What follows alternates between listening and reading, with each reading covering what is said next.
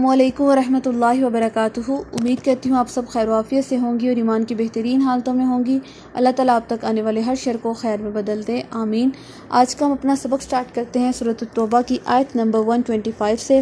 اعوذ باللہ من الشیطان الرجیم، بسم اللہ الرحمن الرحیم۔ وَأَمَّا الَّذِينَ اور وہ لوگ فی قلوبہم جن کے دلوں میں مرض ہے، فزادتہم تو اس نے زیادہ کر دیا انہیں رجسن نجاست میں، الی رجسہم طرف ان کی نجاست کے، وماتوا اور وہ مر گئے، وہم اور اس حال میں کہ وہ کافرون کافر تھے۔ اس آیت میں اللہ تعالیٰ منافقین کا حال بتا رہے ہیں کہ جن کے دلوں میں نفاق اور کفر تھا، اللہ تعالیٰ فرماتے ہیں ایسے لوگوں کا مرض زیادہ ہو گیا۔ کس وجہ سے؟ ان کی نجاست کی وجہ سے۔ نجاست کون سی تھی؟ کفر اور نفاق کی نجاست۔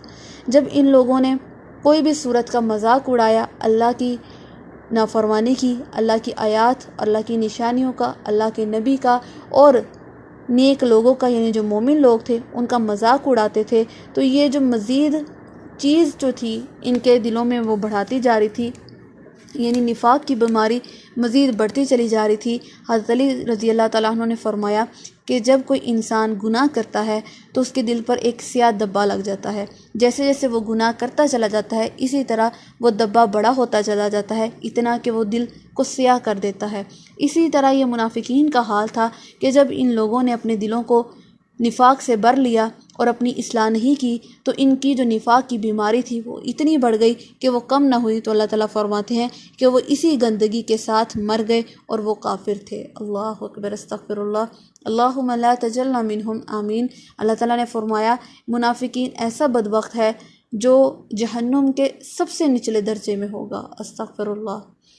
اولا یرونا، کیا بلا نہیں وہ دیکھتے، انہم یہ کہ وہ یفتنون آزمائے جاتے ہیں، فی کل عامن ہر سال میں، مرتن ایک بار، او مرتین یا دو بار، ثم لیتوبون پھر نہیں وہ توبہ کرتے، ولا اور نہ ہم وہ یذکرون نصیحت پکڑتے۔ اللہ اکبر، استغفر اللہ۔ اللہ تعالیٰ فرماتے ہیں کیا یہ اپنے حال پر غور و فکر نہیں کرتے کہ ایسا کبھی بھی نہیں ہوا کہ یہ ہر سال آزمائے جاتے، ہر سال ان پر آزمائش آتی، کبھی کبھی ان کا راز کھل جاتا، کبھی ان کو بیماری گھیر لیتی، یا کبھی ان پر بہت سی مصیبتیں ٹوٹ پڑتی، تو یہ لوگ جو ہیں اپنی زندگی کا محاسبہ کرنے کی بجائے اپنی حرکتوں سے باز نہیں آتے تھے۔ اللہ تعالیٰ ان پر آزمائشیں کیوں لاتا تھا؟ تاکہ وہ پھر جائیں، تاکہ وہ لوٹ جائیں اللہ کی طرف اور یہ جان لیں کہ اللہ ہر چیز پر قادر ہے۔ جس نے ان کو مال و دولت سے نوازا وہ ان سے چھین بھی سکتا ہے، لیکن یہ لوگ کیا کرتے تھے؟ ثم لیتوبون پھر وہ نہیں توبہ کرتے تھے، ولا ہم یذکرون اور نہ وہ نصیحت پکڑتے تھے۔ حالانکہ ان کو چاہیے تھا نا کہ اللہ کے نبی جیسے ان کے دور میں آئے، ان کو چاہیے تھا کہ پہلے ایمان لے کے آتے اور ہدایت سے خود کو سنوار لیتے، ہدایت حاصل کرتے اور جنتوں کے حقدار بن جاتے، لیکن انہوں نے کیا کیا؟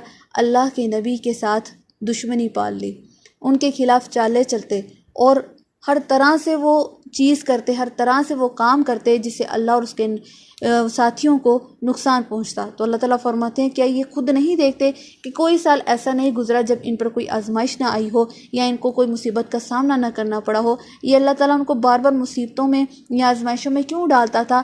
تاکہ یہ لوگ سنور جائے، اپنی اصلاح کر لیں۔